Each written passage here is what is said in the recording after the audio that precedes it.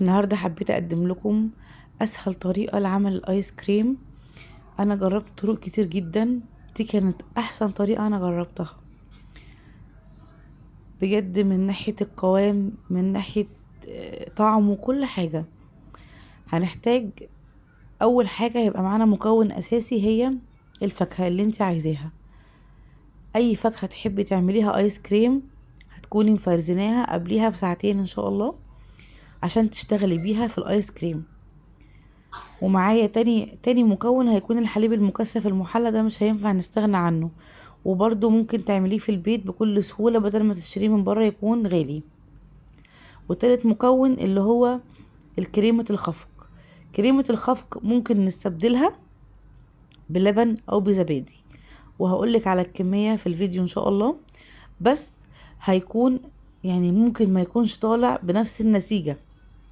الكريمة السائلة هتدي للايس كريم زي مطة اللي بنجيبها من بره. الزبادي او الحليب مش هيدونا نفس النتيجة، بس هتبقى شبيهة ليها جدا. اول حاجة انا حطيت 200 جرام من الفراولة المتلجة، وحطيت عليهم ربع كوباية حليب مكثف محلى،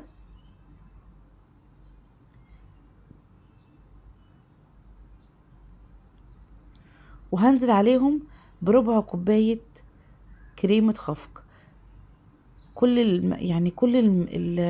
الحاجات دي انا بعملها بالكوب المعياري ده. بجد حلو جدا، بتعرفي يعني تحطي الحاجة زي ما انت عايزة، ربع كوباية، نص كوباية، بتبقي عارفة انت بتحطي ايه. هنحطهم في الكبة وهنضربهم كويس جدا لحد ما الخليط كله يمتزج مع بعضه، لحد ما كمان الحاجة المثلجة دي كلها تفك جوه الكبة. بعد كده خلاص هنوقف ضرب خالص، وهنحطها بقى صبيها بقى في علبة كبيرة زي ما انت عايزة. او انا حبيت ان انا اعمل كل طعم في كوباية صغيرة عشان يعني لما الولاد ياكلوا على طول، يعني يبقى كل واحد ليه كوباية. الكوبايات دي هتلاقيها موجودة في عند مستلزمات الحلويات، سوبر ماركت كبير هتلاقيهم موجودين، والاحجام اللي انت عايزاها. انا جبت الكوبايات الصغيرة عشان تبقى على قد ايد الاولاد، يعني لو عايزة تجيبي حجم اكبر براحتك يعني. بس هنا خلصت الفراولة وحطيتها في الفريزر. هبتدي بقى اعمل نوع فاكهة تاني. انا كنت حابة اعمل موز. انا عملت الفاكهة اللي كانت متوفرة عندي في البيت. الحاجة الوحيدة اللي جبتها من بره كان كيس الفراولة. برضو هحط بقى على الموز ربع كوباية وحبة تاني، يعني هحط مثلا حوالي تلت كوباية تلت كوباية لبن، وهحط عليها برضو ربع كوباية حليب مكثف محلى، وهضربهم كويس. وبرضو هعمل نفس الطريقة اللي انا عملتها.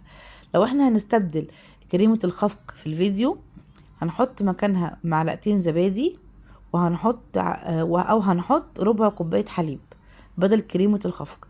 يعني لو عندك زبادي حطي معلقتين زبادي، ما عندكيش زبادي وعندك حليب حطي ربع كوباية حليب.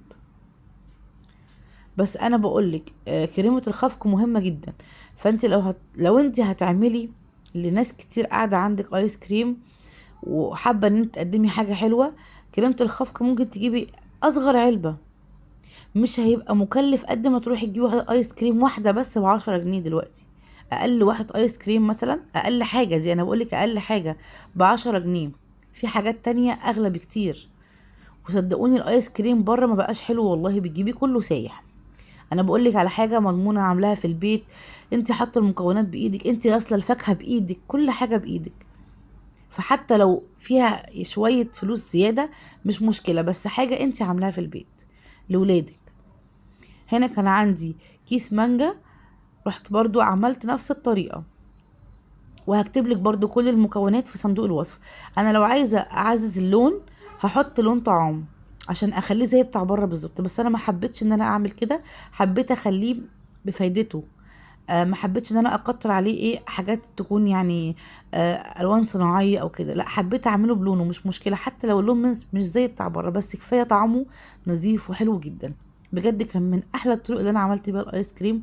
انا يعني خلاص حبيت ان انا اعمله دايما بالطريقه دي، وهعمل فاكهه تاني ان شاء الله وهنزل لكم الفيديوهات.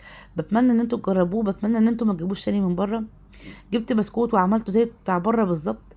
بجد الطريقه مرضيه تماما، وان شاء الله لما تجربوها هتعرفوا ان انا كلامي صح. ان شاء الله نعمل وصفات تانية كتير مع بعض، واشوفكم تاني على خير، وباي باي.